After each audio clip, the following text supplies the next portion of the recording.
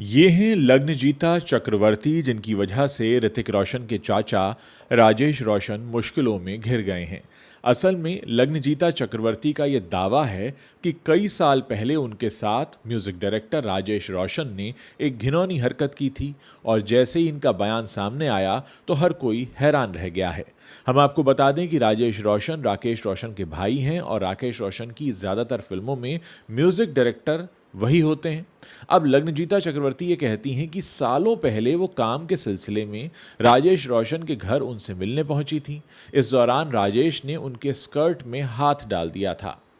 Singer लग्नजीता ने straight up with Shri एक podcast है उसके दौरान ही ये खुलासा किया।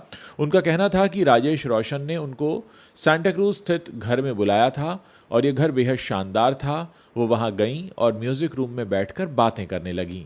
इसी दौरान राजेश रोशन ने उनका काम दिखाने के लिए कहा। इसके बाद वो आईपैड पर काम दिखाने लगी और इतने में ही ये हुआ कि राजेश रोशन इनकी तरफ झुके और अचानक उन्होंने इनकी स्कर्ट में हाथ डाल दिया। ये लग्नजीता कहती हैं कि उनके लिए काफ़ी असहज करने वाला था। तो लग्नजीता ने कहा कि मैंने उसके बाद वहाँ से निकल जाना ही बेहतर समझा और मैं वहाँ से निकल गई और हमने इस पर ज़्यादा बात नहीं की।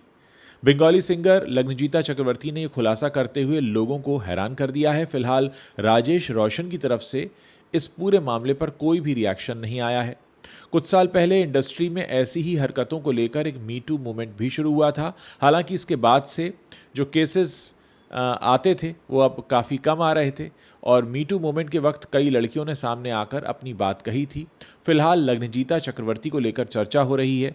अब सवाल ये है कि अगर ये सालों पहली घटना है तो लग्नजीता ने अभी इसका जिक्र क्यों किया। तो कुछ लोगों का ये भी मानना है कि नेटफ्लिक्स पर एक रोशंस पर एक डॉक्यूमेंट्री आने वाली है, तो ये ठीक उससे पहले इसीलिए कहा गया है ताकि थोड़ी पब्लिसिटी मिले। लेकिन पूरा सच क्या है ये तो लग्नजीता ही बता सकती हैं।